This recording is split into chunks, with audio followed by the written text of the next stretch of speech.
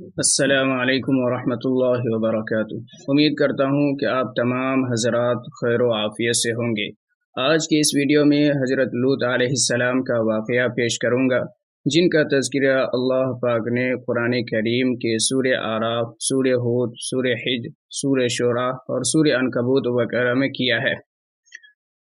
حضرت لوط علیہ السلام کی قوم اپنی عورتوں کے بجائے مردوں سے اپنی خواہشات پوری کیا کرتے تھے۔ آپ نے انہیں بہت روکا، منع کیا، لیکن وہ لوگ اس سے باز نہ آئے۔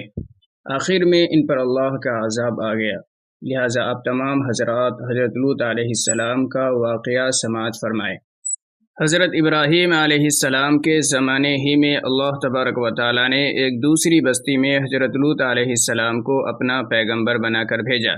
حضرت لوط علیہ السلام کی قوم کے لوگ بڑی بے شرمی کے کام کیا کرتے تھے، چوری، ڈاکہ زنی وغیرہ۔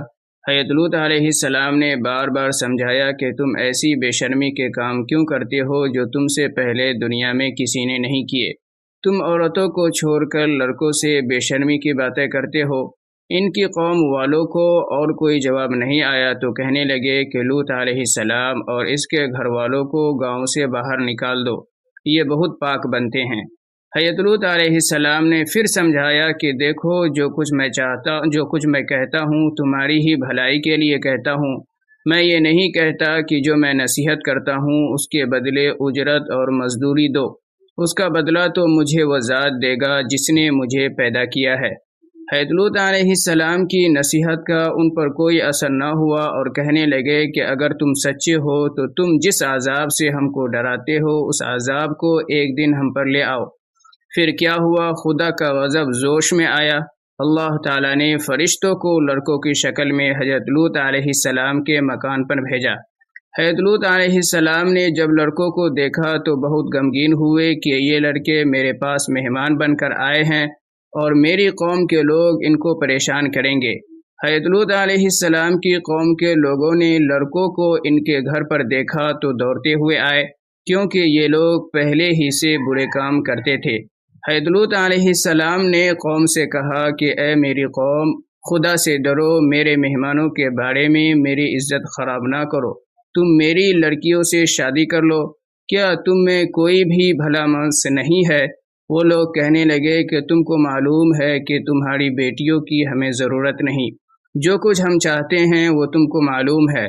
حضرت لوط علیہ السلام نے کہا، کاش مجھ میں تمہارے مقابلے کی طاقت ہوتی یا کسی مضبوط قلعے میں ہوتا۔ فرشتے جو خوبصورت لڑکوں کی شکل میں آئے تھے، انہوں نے حضرت لوط علیہ السلام کو اتنا غمگین دیکھا تو کہا، اے لوط علیہ السلام، ہم آپ کے رب کی طرف سے بھیجے ہوئے فرشتے ہیں، یہ لوگ ہرگز آپ تک نہیں پہنچ سکتے۔ آپ رات کے اندھیرے میں اپنے گھر والوں کو لے کر بستی سے باہر چل دیں اور کوئی شخص پیچھے مڑ کر نہ دیکھے، مگر اپنی بیوی کو ساتھ مت لینا، کیونکہ وہ کافر ہے، اور جو آفت اس بستی پر آنے والی ہے وہ آپ کے بیوی پر بھی پڑے گی، اور صبح کے قریب اللہ کا عذاب آئے گا۔ حضرت لوط علیہ السلام اللہ تعالیٰ کے حکم کے مطابق رات کے وقت اپنی بیوی کو چھوڑ کر بقیہ اپنے گھر والوں کو لے کر اس بستی سے باہر چل دیے۔ صبح کے قریب اللہ کا عذاب آیا، پتھر اور کنکروں کی بارش شروع ہوئی اور اس بستی کو اٹھا کر الٹا پٹخ دیا اور اسے نیچے اوپر کر دیا، اور اس بستی کے وہ لوگ جو بے شرمی کی باتیں کیا کرتے تھے اور لوط علیہ السلام کے منع کرنے سے نہیں مانتے تھے، سب فنا ہو گئے۔ خدا تعالی ہم سب کو ایسی بے شرمی کی باتوں سے محفوظ رکھے جس کی وجہ سے اس قدر سخت عذاب آیا کہ زمین کو بلند کر کے الٹا پلٹ دیا۔